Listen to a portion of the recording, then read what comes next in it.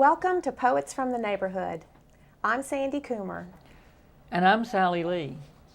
We hope you'll enjoy the poems we'll be reading today. Poems written by your friends and neighbors. Waiting for a tow truck in the corner of a church parking lot by Sandy Coomer. I pull to the only shady spot in the humid August afternoon while my car puffs a gray smoke that smells like roasting metal. Thin, greasy fluids pool and slick the skillet of asphalt. The tow truck service promises help in 45 minutes. They call back to add 30 more. I sweat through my shirt, watch the cars loyal to their drivers roll smoothly on the steamy road. Through the windows of the Student Outreach Building, I read verses painted on the wall. John 3:16, Philippians 4:13, Psalm 100. I wonder if it's a sin to pray for an unlocked door. Air conditioning set high, a kitchen with cold Cokes in the fridge. If you think it's hot now, you won't want to know what hell feels like, says a placard by the road. I decide to pray for rain. Still, My Daughter Wants to Fly by Cory Wells. I tell her it will feel like a carnival ride, perhaps smooth and easy to start, but when the air is hot and turbulent, the stick will kick in her grip and she'll jerk this way and that all over the skies. I tell her it's noisy, the drone of the engine and garbled voices of men. Left downwind runway 29, final approach runway 18, mixes with the static of the radio. I tell her even a landing is loud if it's perfect. The stall horn screams the warning you know to be true, airflow over the wings has ceased. I tell her to ignore her grandfather when he takes her chin in his hand, aligns her face so that their eyes meet, and says no, it's too dangerous. She's seen shuttle rubble scattered over 3 states, every major network channel, and her own 12th birthday.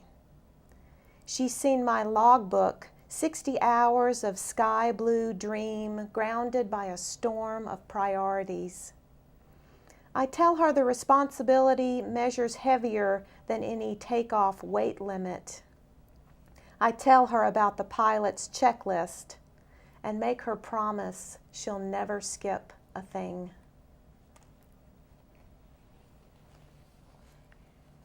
Day for Teas by Louise Colln.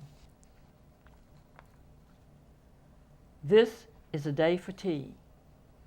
The rain doesn't call for coffee or wine.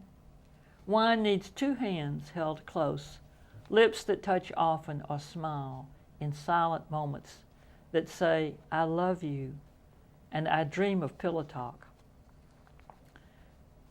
Tea can wrap itself around friendly talk of happy memories. And where is she now?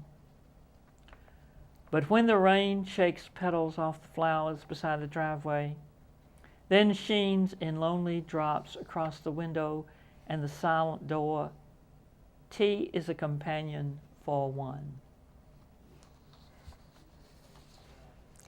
Ditty of Thanks for Lunch at a Small Workshop by S.R. Lee.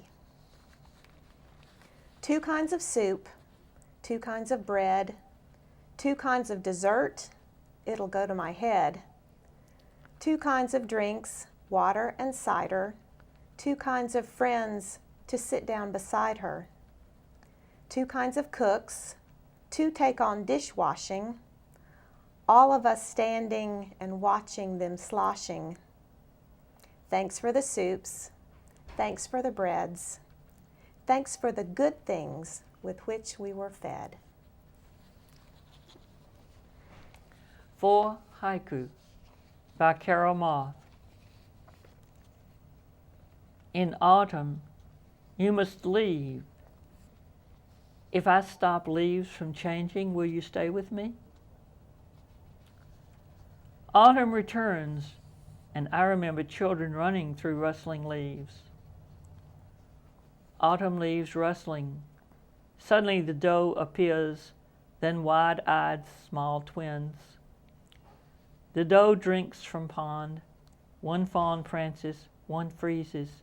To join mother, drink. I wrote the next poem, and it's called 10 Minutes of What If. The paper gown rustles with every move. Even when I brush back a wayward strand of hair, I hear it crinkle like the dry exoskeleton a cicada leaves on the trunks of trees. I hold it closed across my chest like I am protecting myself from something. In the little curtained room outside the bigger room with the machines, I listen to the purrs and beeps while I await the radiologist's verdict.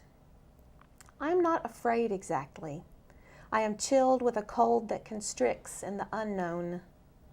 I play with what it might feel like to hear bad news, like wading through mud or holding my breath to the point of gasping, like reaching the shock point in a horror movie when the victim drops her keys just as the masked killer lunges. The woman in the next cubicle is taken to ultrasound. Her gown crackles as she walks. Through the slit in the curtain, our eyes meet, two prisoners facing the same harsh judge. The machine hums a low tune, then high notes of warning.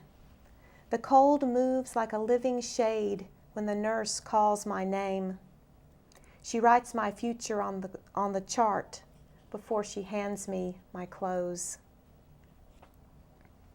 Thank you for watching Poets from the Neighborhood. We hope you'll join us again soon.